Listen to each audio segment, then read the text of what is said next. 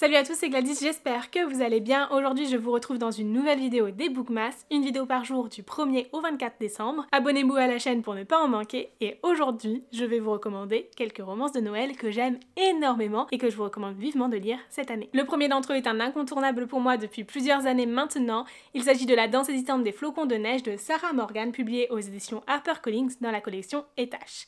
J'ai cette couverture là qui est magnifique ma foi, mais qui est une ancienne édition et du coup maintenant vous avez plutôt retrouver celle-ci. Ici c'est la série Snow Crystals, donc une trilogie dans laquelle vous allez trouver 3 tomes compagnons. D'ailleurs le deuxième est une romance d'été, parfait pour alterner tous les 6 mois une lecture de cette série. Cette saga dans son entièreté est un gros coup de cœur, je l'ai lu il y a plusieurs années et je l'ai relu il y a 1 ou 2 ans, quelque chose comme ça, et vraiment je l'aime terriblement. Dans cette histoire on va suivre Kylia Green qui a toujours fui Noël et qui fait tout pour travailler à fond à cette période-là de l'année parce que c'est une période qui est assez difficile pour elle suite à un traumatisme qu'elle a vécu étant enfant. Et du coup, Kylia cherche à tout prix à avoir beaucoup de travail à ce moment-là. Donc au moment où Jackson Hallel contacte son agence de marketing pour redorer l'image de sa station de ski à cette période-là d'année, Kylia fonce droit là-bas pour pouvoir travailler à fond. Sauf qu'alors qu'elle arrive bien déterminée à travailler toute cette période-là, elle se rend compte que c'est une station de ski familiale et du coup qu'ils ont à cœur en fait les fêtes de fin d'année, qu'ils veulent tout faire pour que tout le monde se sente bien et passe un bon moment cette année. Forcément, ils incluent très chaleureusement Kylia dans tout ça et elle est très déstabilisée puisqu'elle n'a jamais connu l'amour de d'autres personnes et encore moins de la part d'inconnus à cette période-là de l'année, et pourtant, eh bien, au-delà de l'amour familial qu'elle va y retrouver, elle va aussi découvrir le grand amour. Bref, c'est une histoire un peu cucu praline mais juste parfaite pour la saison. J'ai adoré ce qu'elle recèle aussi, j'ai adoré la relation entre les personnages,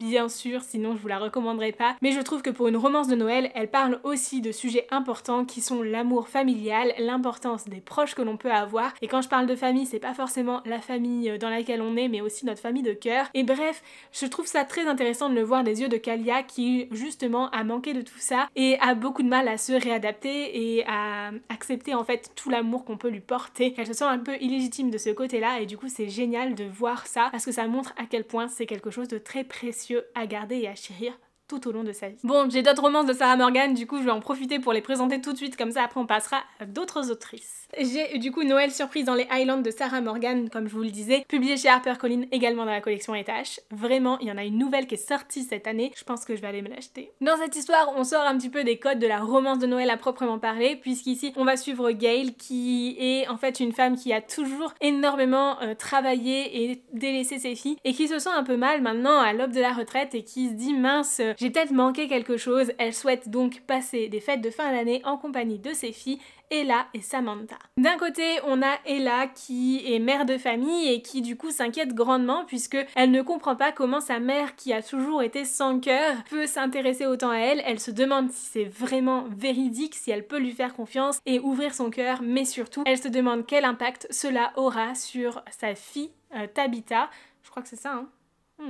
J'ai un doute sur le prénom de sa fille. Mais bref, Ella se pose des questions par rapport à sa fille qui connaît à peine sa grand-mère et qui va passer les fêtes de fin d'année avec elle, qui s'attend à un Noël juste merveilleux comme on peut imaginer avec des grands-parents aimants, etc. Sauf que Gail n'a jamais été une mère aimante, du coup Ella se demande comment elle pourrait être une grand-mère aimante. Et de l'autre côté, on a Samantha qui, elle, est un petit peu plus détachée de la relation familiale, quoique elle est quand même très impliquée dedans et elle se pose beaucoup de questions par rapport à sa mère aussi. Mais en fait, Samantha, elle, espère surtout pouvoir nouer un contrat de travail avec son agence de voyage et le magnifique chalet dans lequel elles vont dans les Highlands, puisque pour elle, c'est clairement un chalet à mettre dans les destinations de son agence de voyage. Sauf que le propriétaire la perturbe énormément et du coup c'est difficile pour elle de mettre une limite professionnelle dans tout ça, et vous l'aurez compris, Samantha va avoir sa propre romance, donc c'est pour ça, c'est aussi une romance de Noël, mais c'est pas le centre du sujet. On a vraiment une alternance de points de vue qui permet de bien comprendre les différentes protagonistes et ce qui les lie en fait et comment elles évoluent dans tout ça. C'est super intéressant puisque ça montre aussi que les relations familiales c'est pas toujours quelque chose de facile, mais qu'en même temps elles peuvent évoluer dans le temps et qu'il n'est jamais trop tard pour se rattraper. On va parler de nombreux sujets, mais en particulier de la confiance en soi et de la confiance envers les autres, et vraiment c'est génial pour ça, je vous le recommande vivement. Toujours dans le même genre, également de Sarah Morgan, également publié chez HarperCollins dans la collection Étache. Il s'agit d'un Noël romantique en Laponie. Dans cette histoire, on va suivre Christy, qui est persuadée que son mari la trompe ou en tout cas qu'il lui cache quelque chose et elle est convaincue qu'un voyage en Laponie lui permettra de renouer avec son mari, de resserrer leur lien de couple et faire en sorte qu'il ait de nouveau confiance en elle,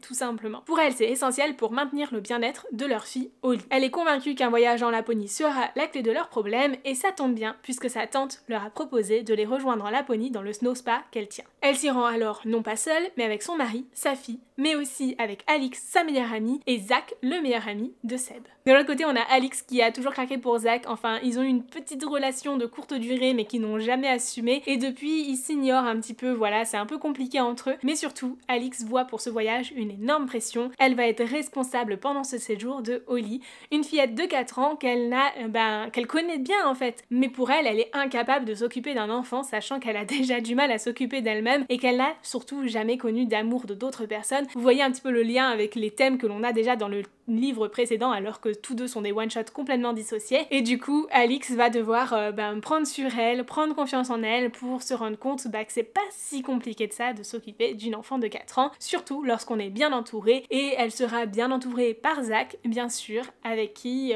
peut-être la proximité d'un chalet leur permettra de se rapprocher. Encore une fois c'est une histoire à plusieurs points de vue donc on a un peu plusieurs histoires en une qui sont entremêlées les unes avec les autres et on va suivre ces différents personnages dans quelque chose qui se rapproche un peu d'une tranche de vie finalement. On a une part de romance mais on a surtout cette évolution du couple, la confiance en eux, l'acceptation de soi, de l'autre et l'importance de faire confiance à l'autre et d'avouer les choses même lorsque tout est incertain. Vraiment c'est super intéressant, il y a de belles valeurs partagées dans ce livre et je vous invite vivement à le découvrir si jamais ça vous intéresse. Ensuite, je vous recommande également Tout ce que je veux pour Noël, c'est toi de Phoenix B. Asher, publié aux éditions Hugo New Romance dans leur collection Poche. Dans cette histoire, on va suivre Axel qui s'est vraiment refermé sur lui-même, il est vraiment devenu un peu un ermite, jusqu'au jour où il tombe nez à nez avec Rome, son amour d'adolescence. Elle vient de perdre son mari en Afghanistan, donc qui était militaire, et du coup elle se retrouve seule à devoir élever son fils qui a des besoins particuliers. Je crois qu'il est autiste si je me trompe pas. Pour Axel, ça va être l'occasion, l'opportunité, l'excuse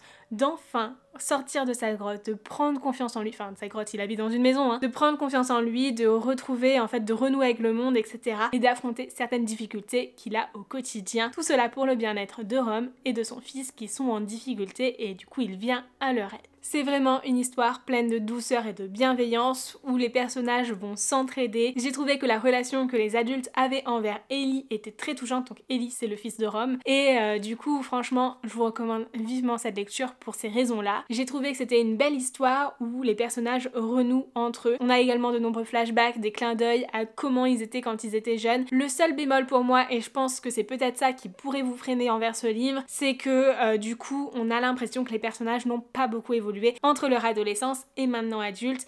En tout cas, ils se réfèrent énormément à cette période-là de leur vie et en même temps c'est compréhensible puisque leur vie est un tel chaos que ce sont les choses auxquelles ils se rattachent. Bref, j'ai passé un super moment de lecture avec ce livre et je vous le recommande vivement si jamais ça vous intéresse. Ensuite, j'ai lu l'année dernière Snowy Little Lies de Fanny D.L, également publié chez Hugo dans la collection New Romance en format poche. Dans cette histoire, on va suivre Jill qui ment à tout le monde tout le temps, constamment. Jill, en fait, s'est inventé une vie pour correspondre aux attentes que la société a d'elle, mais pas vraiment la société. Surtout ses parents qui sont extrêmement exigeants envers leurs enfants et qui attendent d'eux de rentrer justement dans les codes de la société. Et du coup, Jill, elle ment constamment, elle a à leurs yeux le plus beau métier du monde, elle vit très bien sa vie, elle est en couple, etc.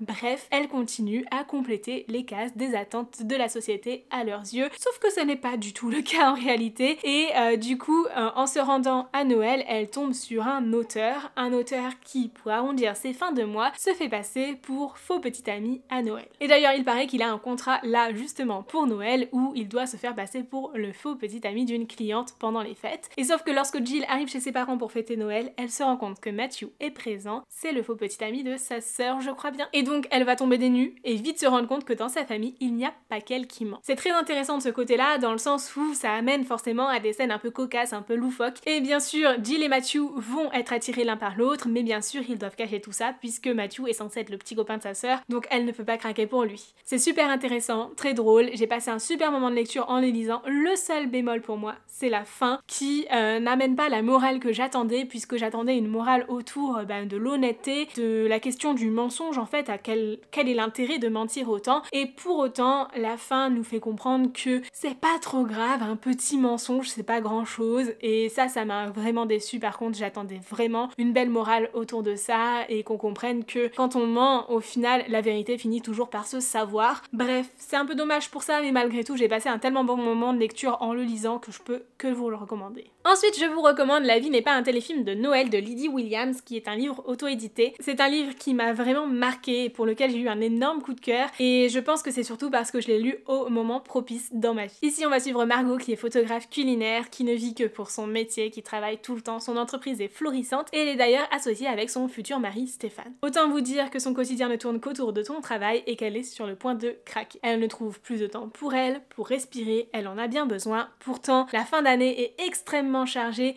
et elle ne peut pas tellement se le permettre. Jusqu'au jour où elle se rend dans un café parce qu'elle a vraiment besoin d'un break, et à ce moment-là, elle tombe sur Alice et Jack, deux personnes qu'elle ne connaît pas, ni d'Ève ni d'Adam, mais qui pourtant comprennent tout de suite en voyant comment elle réagit à un simple appel téléphonique concernant le travail qu'elle est sur le point de craquer, qu'elle est sur le point de faire un burn-out et qu'elle a besoin d'échapper à tout ça, d'échapper à sa réalité pour se recentrer sur elle-même et savoir ensuite prendre les bonnes décisions. Et ça tombe bien puisque Alice et Jack ont un petit cottage au nord de l'Angleterre, de l'Écosse, je sais plus. Bref, un cottage dans un petit village qu'ils n'utilisent pas à cette période-là de l'année, et du coup ils sont prêts à prêter leurs clés à Margot pour qu'elle puisse s'évader pendant quelques temps là-bas et se recentrer, faire un point sur sa vie. C'est alors que Margot se rend là-bas, qu'elle commence progressivement à se sevrer de son addiction à travailler constamment et qu'elle commence à réapprécier, prendre le temps de lire un livre, de se poser avec une tasse de thé, bref, ce genre de petits plaisirs de la vie,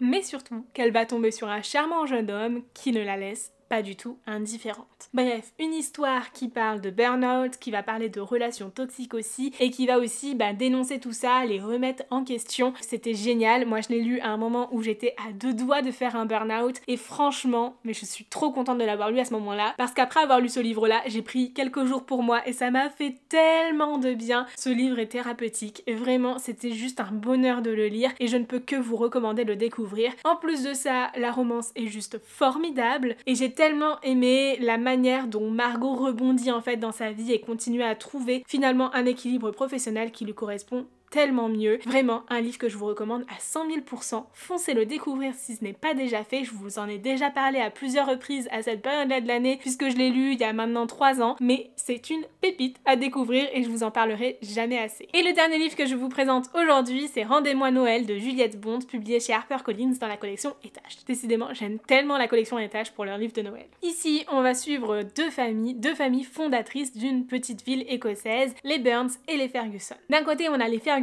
qui sont tout le temps chargés de s'occuper de l'organisation des festivités de fin d'année et qui en même temps tiennent une chocolaterie, du coup ça tombe bien puisqu'ils peuvent distribuer des chocolats à tout le monde. Et de l'autre côté on a les Burns qui sont clairement la famille la plus riche du coin et possèdent même un château, un manoir, j'ai un doute, un château. Et les Burns décident cette année de s'occuper des festivités de Noël. Forcément les Ferguson sont un peu rancuniers puisque c'est une tâche qui leur incombe habituellement, mais là les Burns ont décidé d'inviter toute la ville dans leur château. Donc les Ferguson aussi. Sauf que lors de leur présentation de leur projet justement d'organiser les festivités de Noël, il se passe qu'un vol est commis dans le château. Un objet de haute valeur disparaît et forcément les premiers accusés sont les Ferguson. On va donc suivre Robin qui va essayer d'enquêter sur ce qui s'est passé réellement et où sont ces fameuses lettres qui ont disparu pour essayer de dédouaner sa famille et montrer à Walter Burns que finalement il s'est trompé sur toute la ligne. Sauf que si elle est sur le point de céder à ses pulsions et d'étrangler directement Walter Burns, elle se rend compte qu'il pourrait lui être utile dans son enquête puisque ce serait aussi une clé pour elle d'accéder au château. Et donc elle va créer des liens avec Walter et vraiment c'est assez intéressant puisqu'on a au centre de l'histoire l'enquête et en arrière-plan une romance qui se tisse petit à petit. Et on va parler aussi de l'importance qu'ont les objets qu'on hérite de nos familles, bref la valeur sentimentale ajoutée aux objets que l'on possède. Et franchement j'ai trouvé ça trop chouette, je vous invite vivement à le découvrir si vous recherchez une lecture d'hiver en Écosse, enfin une romance de Noël qui tire un petit peu plus sur une enquête, ça pourrait grandement vous plaire. Et voilà donc pour ces romances de Noël que je vous recommande vivement cette année. Je vous fais tous les ans des vidéos à ce sujet là, donc n'hésitez pas à aller voir la playlist autour des livres de Noël si jamais ça vous intéresse. Il y a sûrement certains livres en commun puisque j'attends souvent cette période là de l'année pour les lire, mais n'hésitez pas du coup à aller voir ces vidéos pour pouvoir avoir d'autres idées de lecture de saison. Sachez que ceux-ci ce sont ceux que j'ai sélectionnés cette fois fois-ci dans ma bibliothèque, mais l'année prochaine ce sera forcément différent puisque je vais lire d'autres livres entre temps. Voilà donc pour cette vidéo de recommandation, j'espère sincèrement qu'elle vous aura plu. N'hésitez pas à me dire en commentaire quelles sont vos romances de Noël préférées, ça me donnera peut-être certaines idées. Et sur ce, moi je vous fais de très gros bisous, je vous souhaite d'excellentes lectures et je vous dis à demain pour une nouvelle vidéo des Bookmas. Ciao!